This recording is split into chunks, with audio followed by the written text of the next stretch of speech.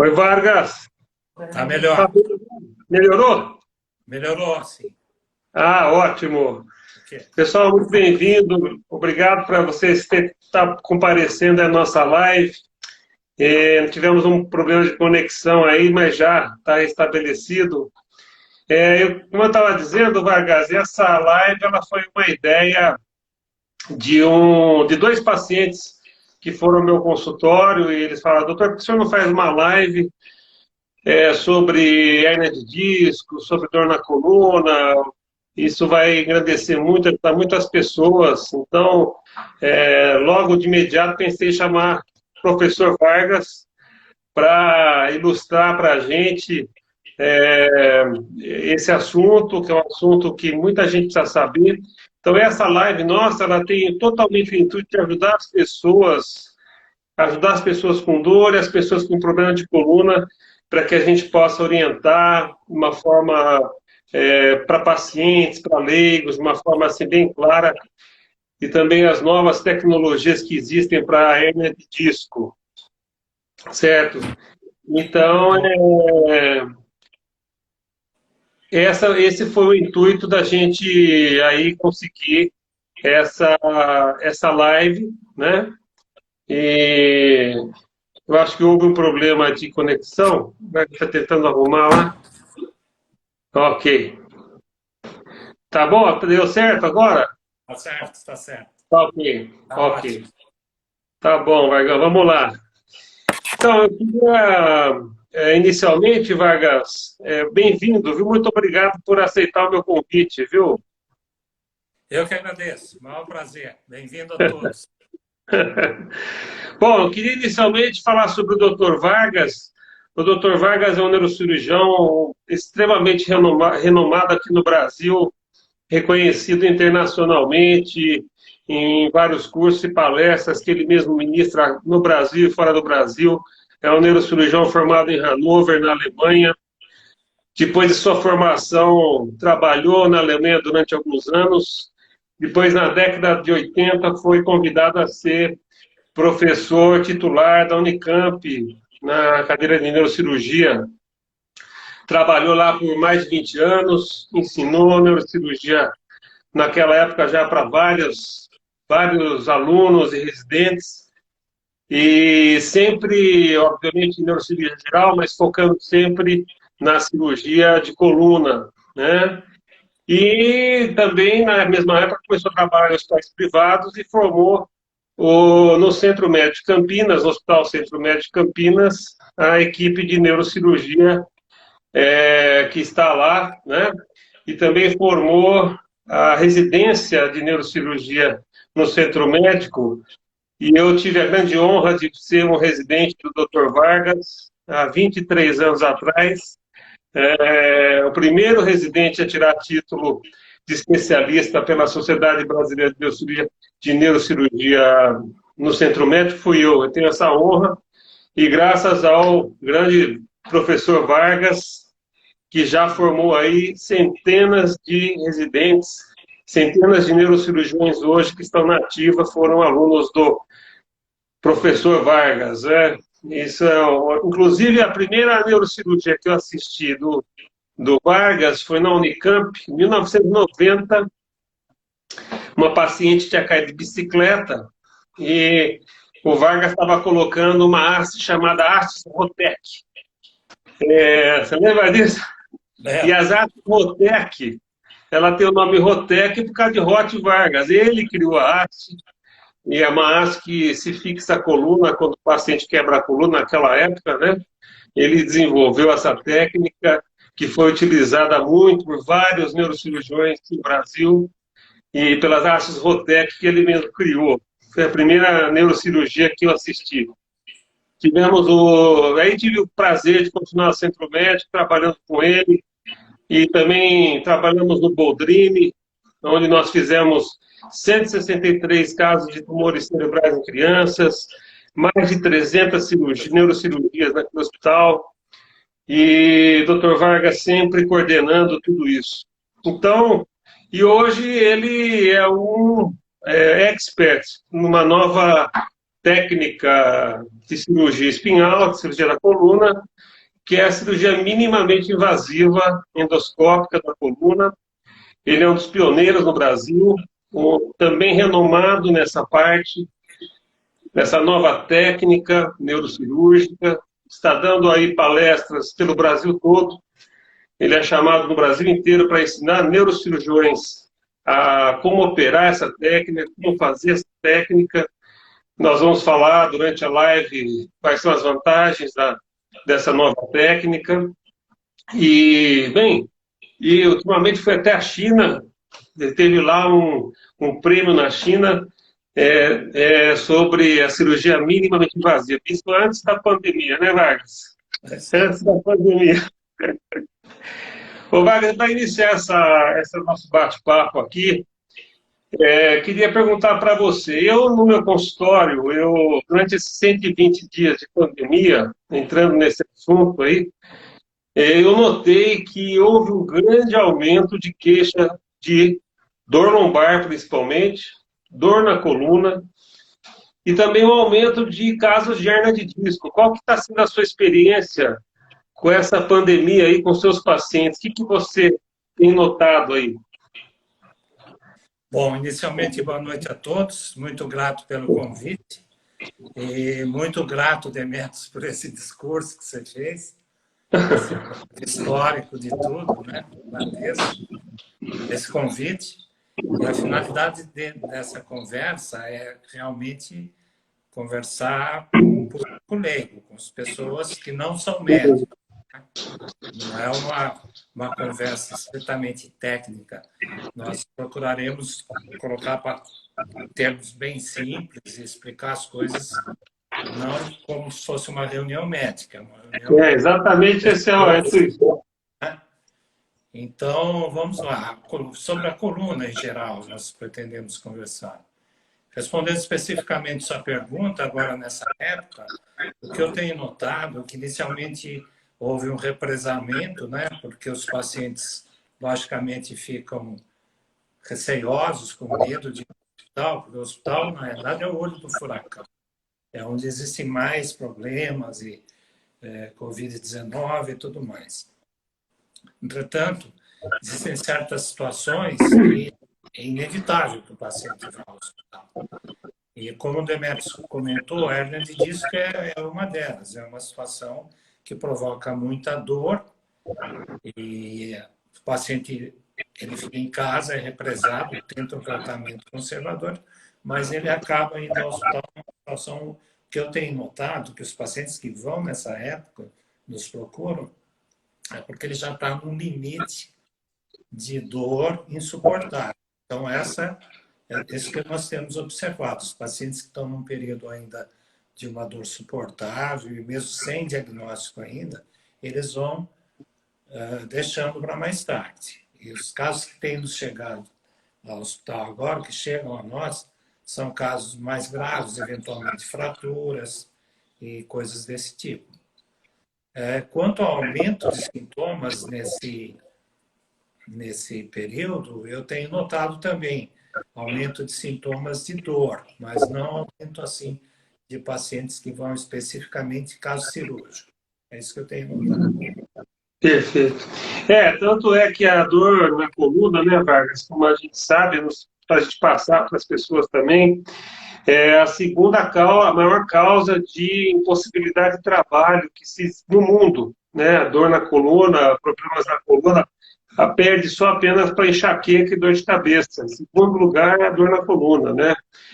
E alguns estudos mostram que 100% da população no mundo vão ter alguma vez na vida dor na coluna, né?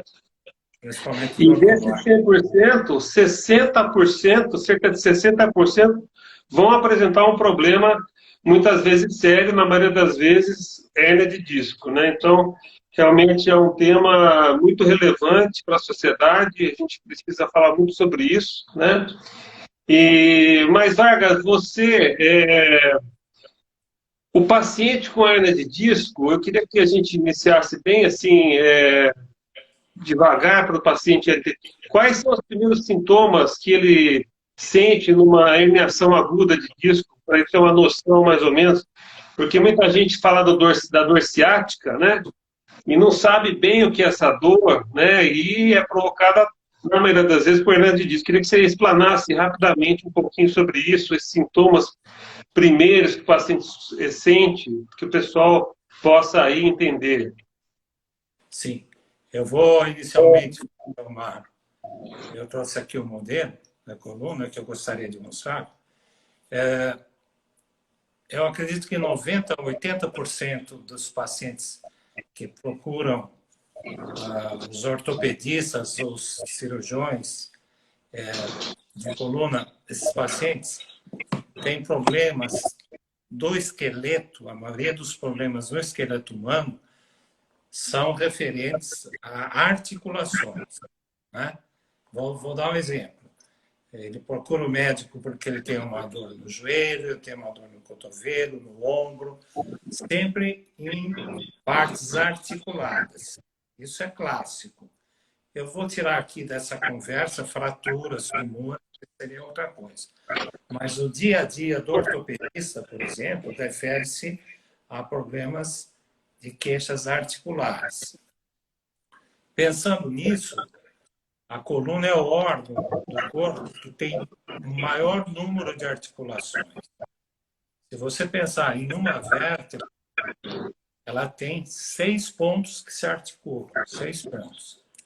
São as faces com os discos, as articulações pequenas, nós chamamos de facetas. Então, no geral, a coluna é um órgão que tem centenas de articulações.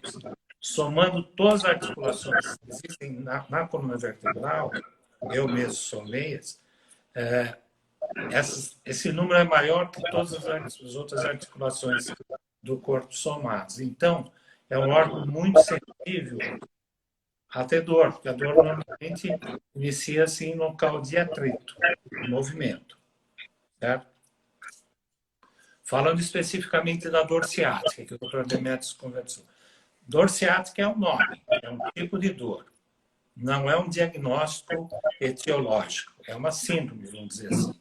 A dor ciática é uma característica que o trajeto dessa dor é através do nervo ciático que sai da região lombar e vai até o pé. E na parte motora, o nervo ciático comanda os movimentos da perna, do joelho para baixo. Então, principalmente o movimento do pé. O ciático é um nervo mais ou menos da grossura do meu dedo mínimo, né? É um cabo elétrico, digamos assim. Mas ele tem origem aonde, especificamente? Logicamente, como todos os nervos, tem origem lá no cérebro. Certo? Ele vai passar... A medula espinal é um prolongamento do cérebro, vai passar por dentro da coluna. Eu costumo comparar que o canal raquiano, que nós chamamos esse canal por dentro da coluna, é como se fosse um conduíte, onde passam todos os fios aqui, todos os fios. Na realidade, sai de dentro do cérebro essa comunicação através desse cabo e vai distribuindo essa fiação, que nós chamamos de nervos, são verdadeiros cabos elétricos, eles vão saindo desses orifícios da coluna para formar os nervos. O ciático, especificamente, ele é formado pelas 3 ou 4 últimas raízes da coluna lombar. Então, a causa mais frequente de dor ciática é originada na coluna. Quando existe uma hérnia de disco, por exemplo, pode ser outra causa. Pode ser um tumor mais raro, uma inflamação, uma infecção. A dor ciática também pode ser causada por problemas diretamente no nervo ciático, não só na coluna. Então, aí o que o médico chama de diagnóstico diferencial. Ele tem um tipo de dor e na cabeça dele ele tem que pensar quais seriam as causas. Como a causa mais frequente é problema na coluna, ele vai procurar a causa mais frequente, que no caso seria, por exemplo, uma hérnia de disco.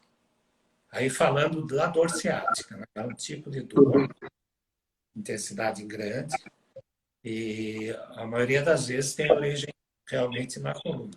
Mas pode ser, por exemplo, a origem. Tem mais de 18 causas possíveis.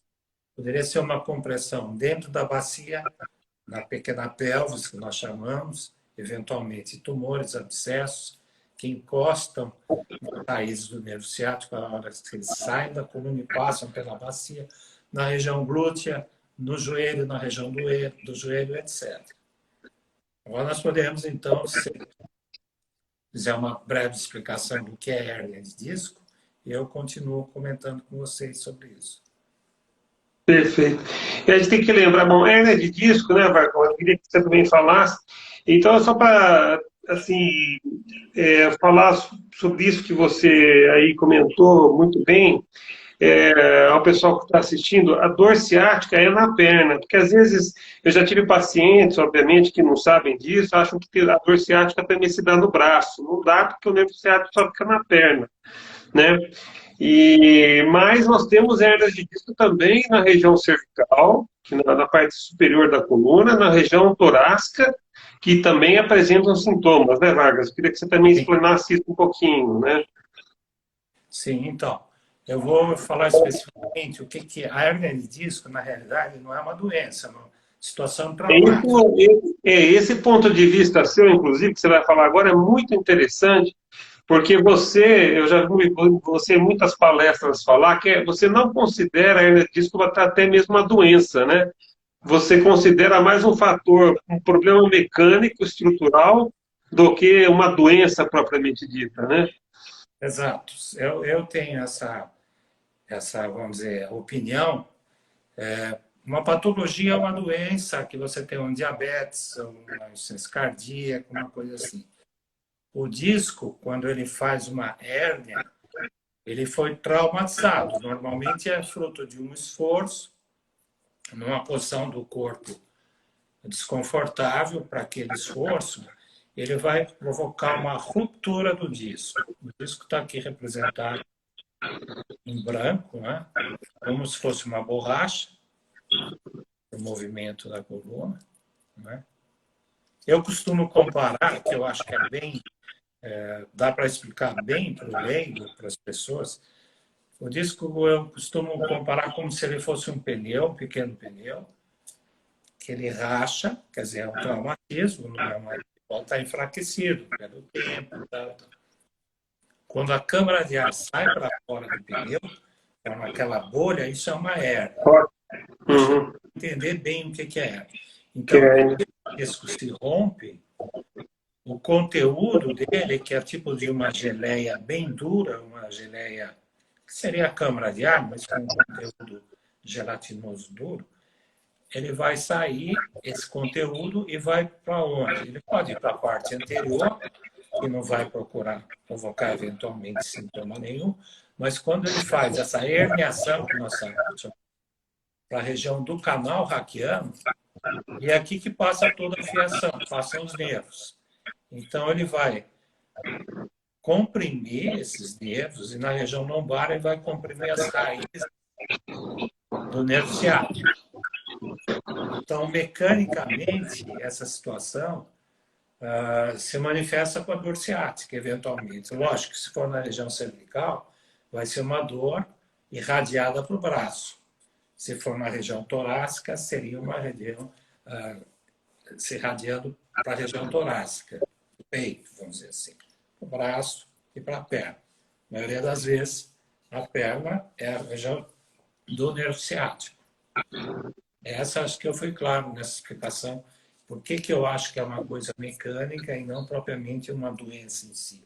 É como você está bem, de uma hora para outra, você levou um tombo, teve um acidente e quebrou o braço. Entendeu? No caso, é a ruptura do disco. É um problema estritamente, vamos dizer, agudo, eventualmente, e o disco se rompe por um movimento inadequado e passa a comprimir os nervos, as raízes do nervo ciático. Perfeito.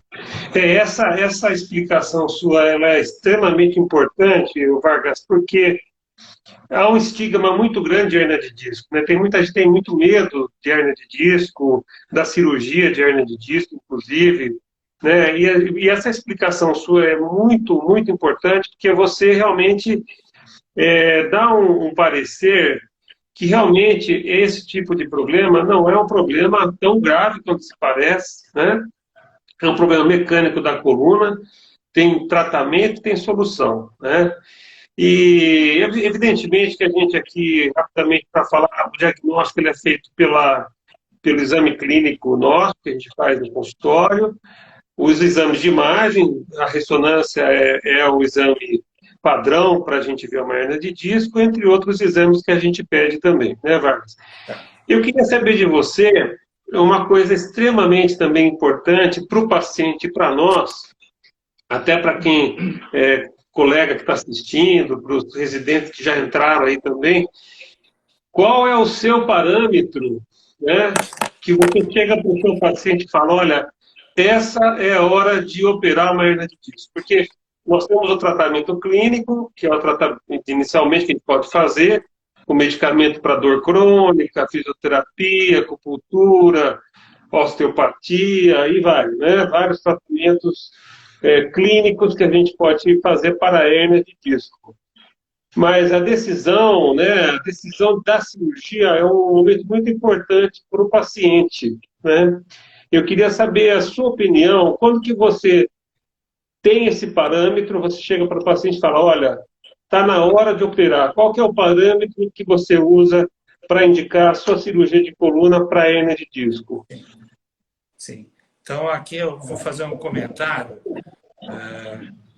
bastante simples para o paciente entender como que o médico raciocina, como que essa profissão nossa, o que passa na cabeça do médico. Só Quanto fazendo mais... adendo, viu, Vargas? Nós temos fisioterapeutas no Burjá assistindo, que o Pilates também é uma excelente opção de tratamento clínico. Sem dúvida, é uma opção Pilates aí, bem lembrado, né? Uma das coisas que a gente indica para tratamento clínico. Mas vamos lá. Então, quando o paciente vai ao médico, o que ele faz? A queixa, o médico faz o exame clínico, e é um quebra-cabeça, na realidade, para o médico. Quanto mais conhecimento ele tem, mais possibilidades da causa dessa queixa do paciente ele vai ter em mente. Então, esse quebra-cabeça, ele vai juntando as peças. Bom, o paciente tem dor desse tipo, só fazendo um parênteses, digamos que o médico tenha conhecimento de dor abdominal, ele conhece só apendicite. Então, todo paciente com dor abdominal vai pensar só em apendicite. E não é por aí. Essa quebra-cabeça funciona assim. O paciente faz a queixa, o médico vê o tempo da queixa, como que aconteceu, se é agudo, se é crônico, se é de evolução de maior tempo.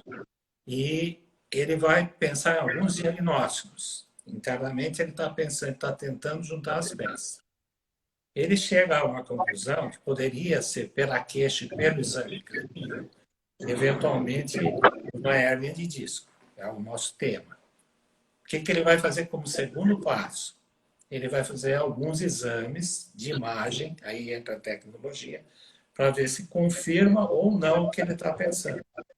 Então, aí entra o seguinte, entra a imagem principal que o Demetrios falou, que é a ressonância, o exame clínico nós já falamos.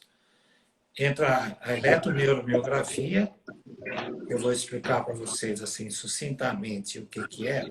A eletroneuromiografia é como se o eletricista fosse na sua casa e medisse a condução dos fios. Você fala, olha, eu tenho um problema naquele aparelho, naquela lâmpada e tal. Então, o eletricista vai lá e mede a condução da eletricidade nos fios e vai voltar a informação para o doutor que pediu o exame. Ele vai falar, o problema está em tal lugar no fio, com tantos por cento, assim, assim. Ele não fala o que está causando.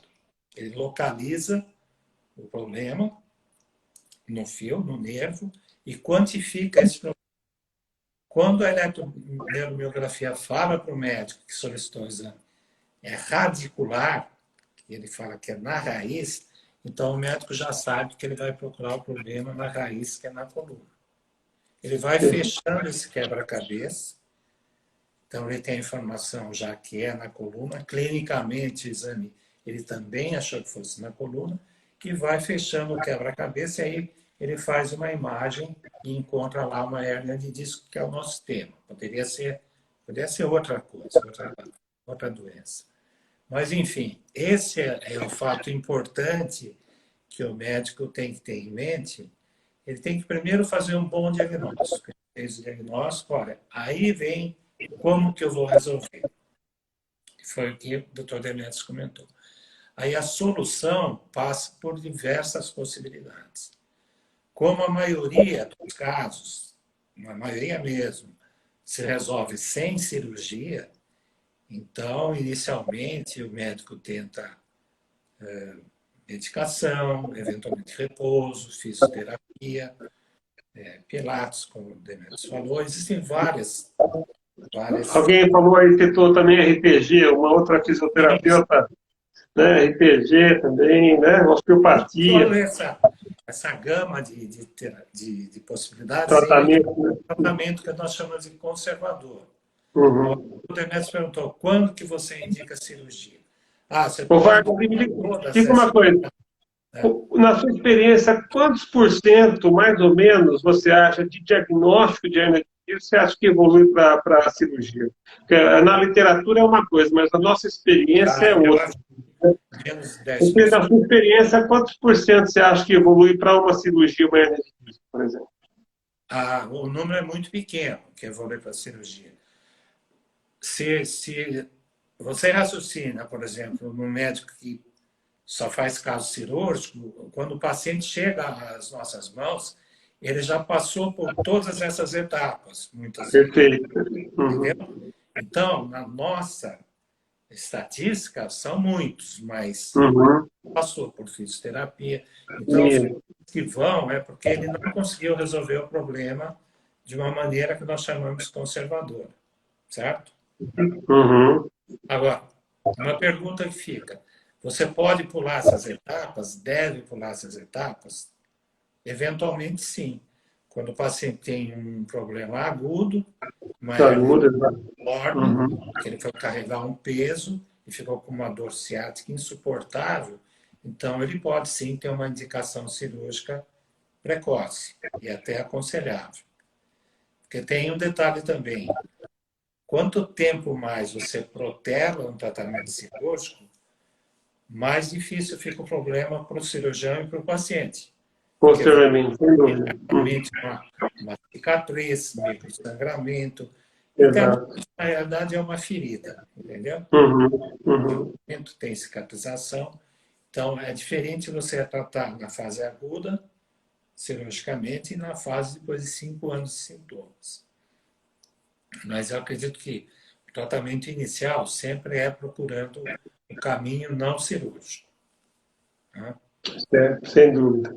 E o seu parâmetro para operar, por exemplo, eu para chegar numa conclusão do paciente com hérnia de disco já com uma fase mais crônica, né, não tão aguda, que não tem uma urgência de cirurgia, o meu parâmetro é o próprio paciente falar, olha, fizemos de tudo, eu quero operar.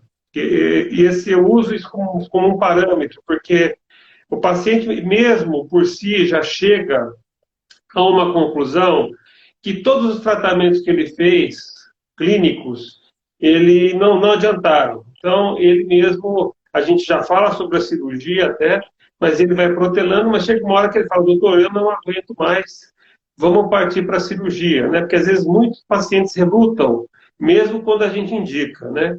Você tem mesmo esse parâmetro ou você tem um parâmetro diferente disso, Vargas? Como é que é? Esse é um parâmetro verídico e bom, né? Porque o Uhum. paciente, uma pessoa que já passou por tantas tentativas de resolver o problema e não tem o problema resolvido, ele vai falar, eu vou tentar fazer uma cirurgia. Existe muita, assim, em torno da cirurgia, perigo da cirurgia, Exato. mais, Muito mito, né? Muito mito, existe inclusive. muito É. medo, porque as técnicas a medicina vai evoluindo. O que você fazia uma cirurgia enorme, hoje você faz com uma cirurgia muito pequena e pouco agressiva.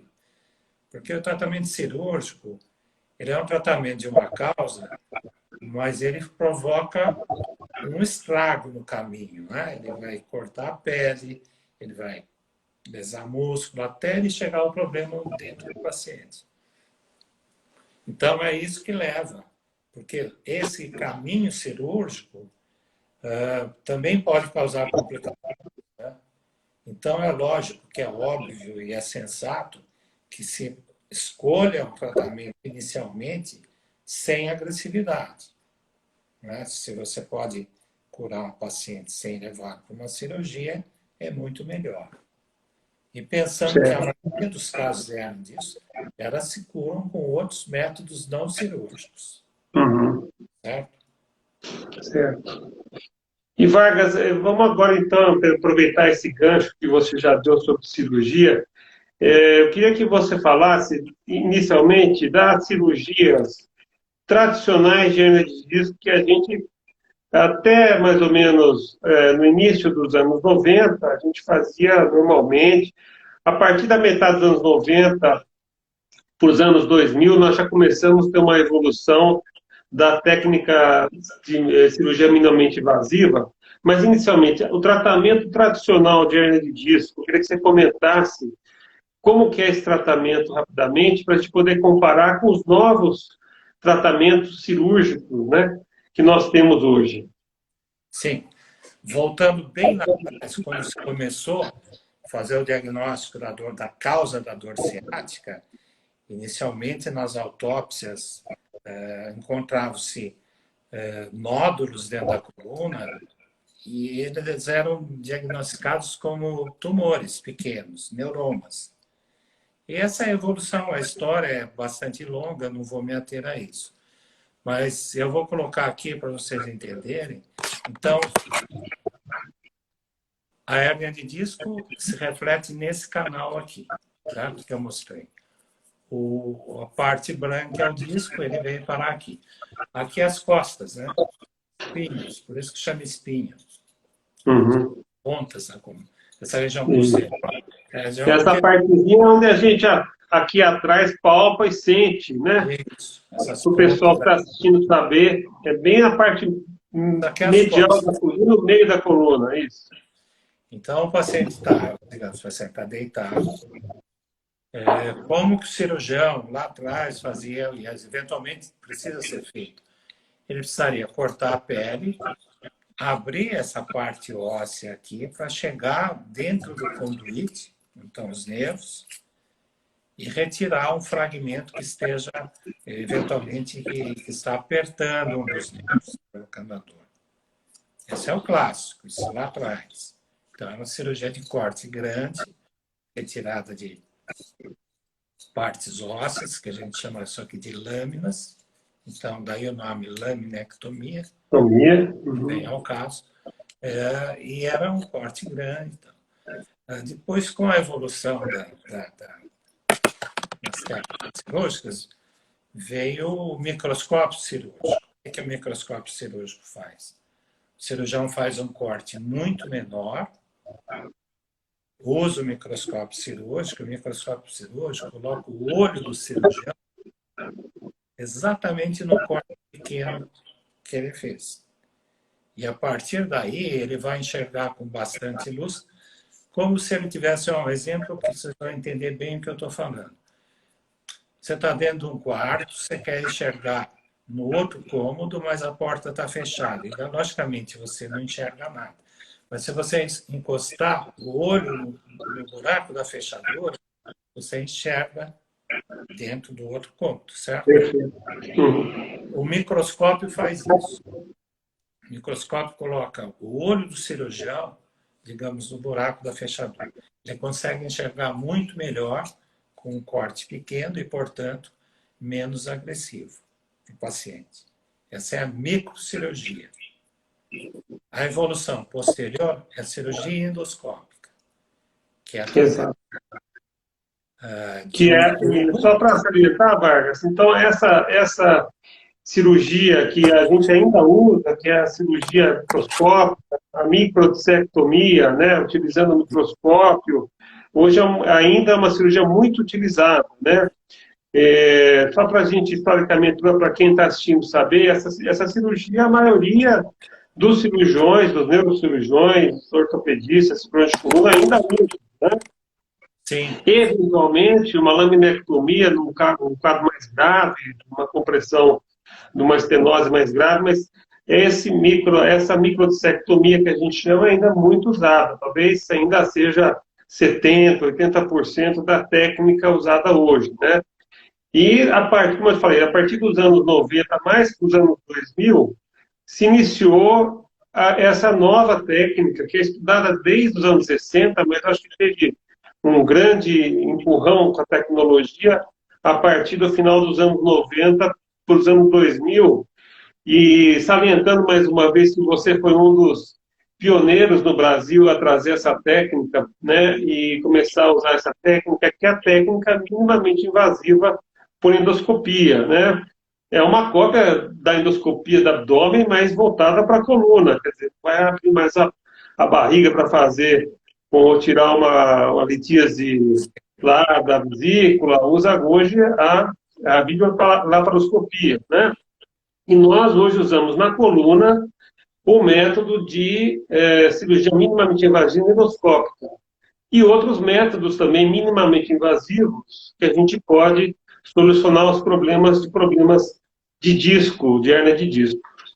E, salientando, como eu falei, o Dr. Vargas foi um dos pioneiros no Brasil. Ensina essa técnica para vários cirurgiões do Brasil todo, é convidado para ir no centro cirúrgico, os cirurgiões, e ensinar no Brasil todo aí a esses cirurgiões operarem.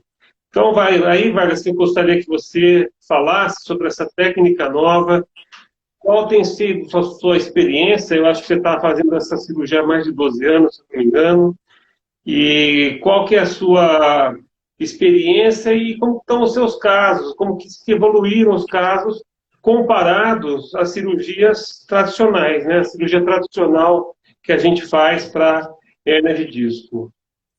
Bem, como o Dr. Demetrios comentou, a microdissectomia, a cirurgia do microscópio, é uma evolução muito boa, é a cirurgia mais realizada, não só no Brasil, como no mundo todo, e é muito eficaz. Em termos de resultado, vão assim, geral, em termos de resultado, o resultado é o mesmo da cirurgia endoscópica.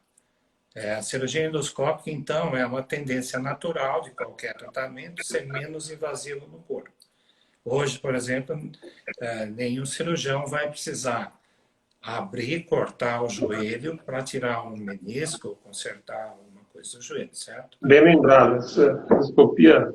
No abdômen, uma coisa. Você não vai precisar fazer um corte enorme para tirar uma vesícula, que é muito mais agressivo. Então, existe a endoscopia para fazer o tratamento da vesícula, por exemplo, né? Na ginecologia e em todas as outras especialidades. Especificamente na coluna, a endoscopia realmente tem uns 15 anos de evolução, talvez um pouco mais. No Brasil, bem menos. Nós fomos, sim, um dos pioneiros, que começamos há uns 12 anos. Aqui em Campinas, foi o primeiro hospital do Brasil a ter um equipamento de cirurgia endoscópica da coluna. E nós já formamos bastante profissionais que estão em vários pontos do Brasil fazendo essa técnica endoscópica. Então, no que consiste? O endoscópio, então, ele coloca o olho do cirurgião, digamos que esse aqui é um tubo endoscópico, esse lápis. O olho do cirurgião está aqui na ponta, certo? Então, ele vai passar no buraco da fechadura. Ele vai entrar dentro da coluna e o olho dele vai estar exatamente lá no fundo. Como que ele vai enxergar? O cirurgião vai enxergar, porque aqui existe uma câmera, e na sala de cirurgia existe uma tela. Então, ele não vai olhar diretamente no paciente, ele vai olhar na tela. E o olho dele está dentro da coluna, certo? O olho dele está lá no fundo. E através desse orifício aqui, nós chamamos de equipamento a ótica, existe um orifício, ele vai através desse orifício buscar, por exemplo, um fragmento de hérnia dentro da coluna e com pinças especiais ele vai puxar esse fragmento. Então, qual que é a vantagem sobre a microcirurgia? Pode ter recidiva de hernia de disco, cirurgia endoscópica, sim, como em qualquer outra cirurgia. Sem dúvida. Pode ter complicações, pode ter. A vantagem é que ela é muito menos traumática. Outra vantagem, sendo menos traumática, o paciente pode fazer eventualmente com anestesia local. Ele pode ir para casa no mesmo dia, ele pode retornar ao trabalho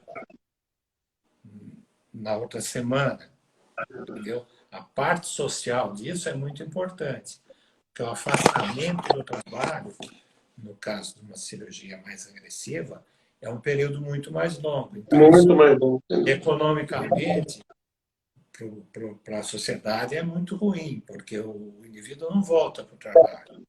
É ruim para ele e para todos, certo? E o custo é muito maior. Então, essa técnica que eu descrevi, que é a endoscópica, ela traumatiza menos. E quais são as limitações que nós temos no nosso país? Os equipamentos são muito caros. O equipamento que o cirurgião, as ferramentas que o cirurgião usa, são caras. E ele vai usar equipamentos assim descartáveis. E tudo isso tem um custo. E nós temos esse problema no país. O convênio não paga, é muito caro. Esse tipo de cirurgia ainda não está, vamos dizer, autorizado, digamos, até quase, mas no Brasil é tudo muito demorado.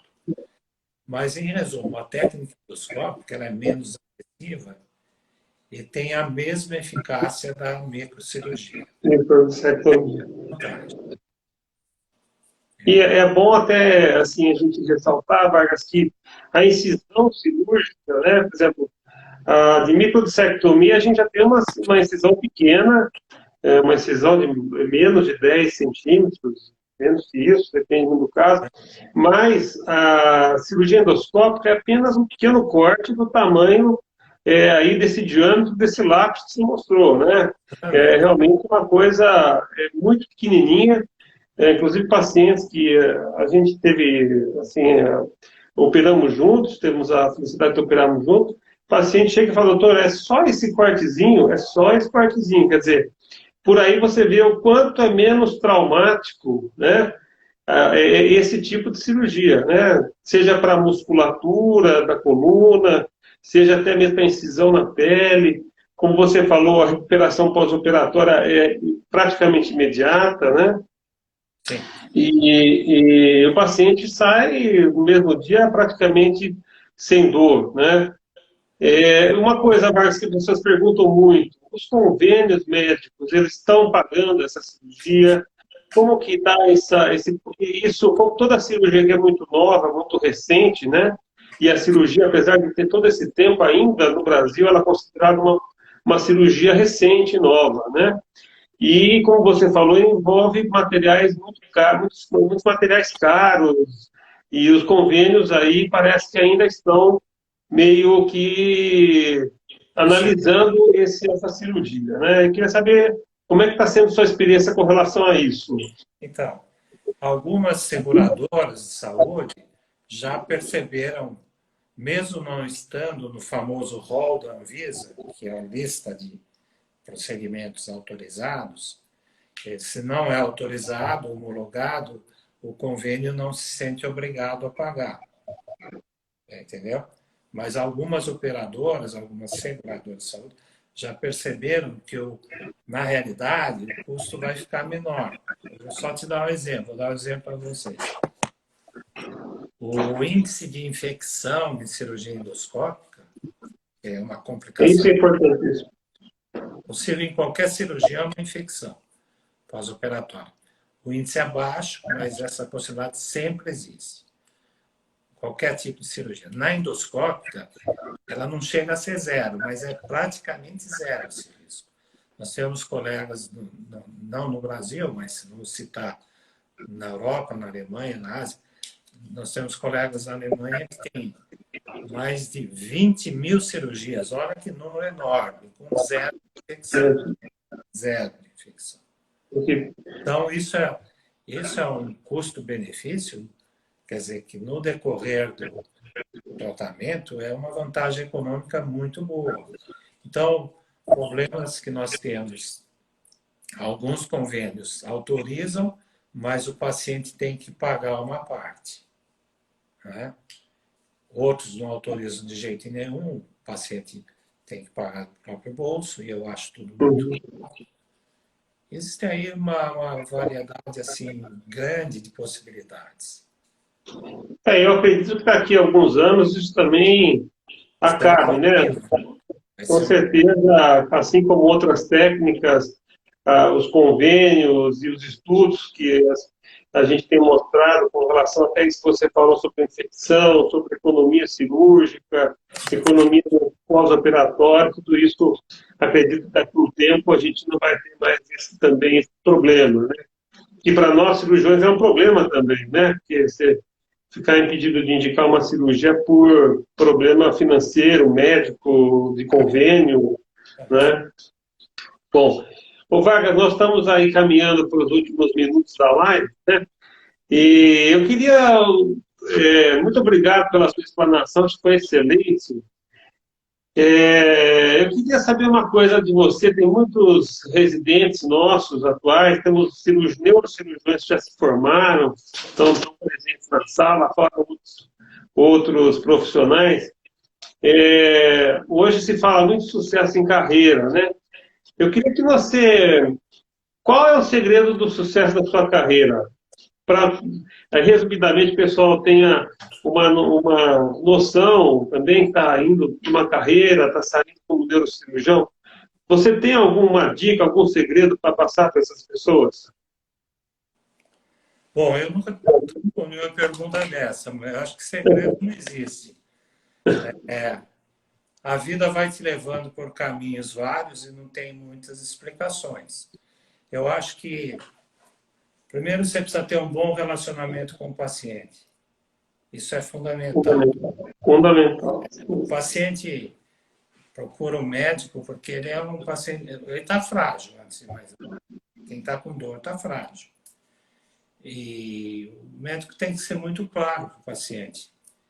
Uma parte é o trabalho médico, ele é o mecânico, no caso, e uma parte é o paciente que faz, né? Então, nós nos defrontamos com pacientes extremamente obesos, que não têm cuidado nenhum com o corpo. Essas coisas têm que ser discutidas muito claramente. E eu acho que faz parte de você ter um relativo sucesso na sua profissão, é você ter um compromisso com o conhecimento, se aperfeiçoar, vamos dizer, digo, novas tecnologias, não ficar patinando no que você aprendeu lá na faculdade, certo?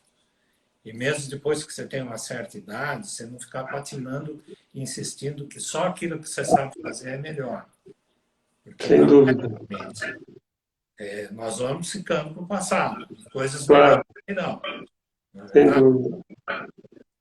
Ou seja, a modéstia é um ponto fundamental também, né, Vargas? Como? A modéstia é um ponto fundamental também para um sucesso de carreira, né? Agora não existe receita, né? Não existe Exato. Olha, mas eu fiz essa pergunta a você há uns anos, bons anos atrás, você não se lembra, e você me deu uma resposta muito certeira. Você falou, olha, Demetrios, eu levanto e vou trabalhar. Essa foi sua resposta. Eu levanto cedo e vou trabalhar. Eu acho que ali se resumiu muita coisa, sabe? Eu acho que as pessoas que levantam e vão trabalhar e vão positivamente, pensando, como você falou, no atendimento do paciente com muito carinho, com muita parte humana também, como você faz, como você ensina, me ensinou, ensina a todos os residentes também. Eu acho que isso é fundamental. Eu acho que eu queria aqui encerrar nesses 3 minutos que nos restam, 4 minutos, agradecer a você por todo o seu empenho, ao Centro Médico, à cirurgia da coluna, aos inúmeros pacientes que você ajudou, inclusive a mim, que fui seu paciente. E aí agradecer essa nobreza de você dividir esse espaço com essas pessoas que estão nos assistindo Muito obrigado, viu? Muito obrigado por aceitar. Eu Acho que que agradeço. foi um sucesso grande, tá? E vamos ver se a gente evolui mais isso tudo, amadurece. Quem sabe a gente volta a conversar aqui algum dia. Com certeza. Eu que agradeço. Eu espero ter sido assim bastante simples nas explicações, que o objetivo é esse mesmo, é conversar não com médicos, mas com o paciente Isso. diretamente. Eu agradeço, tive muito prazer. Eu que agradeço e acho que a gente cumpriu mais uma vez um pouco da nossa missão aqui. Pessoal, eu queria agradecer a todo mundo que entrou, a vários profissionais de saúde, aos amigos, pacientes também, vários pacientes parabenizando a mim, parabenizando o Dr. Vargas, fisioterapeutas que entraram, a todos vocês que nos prestigiaram, muito obrigado. A gente, como eu falei, tinha a intenção de ajudar as pessoas com essa live, de ajudar as pessoas com dor e os pacientes.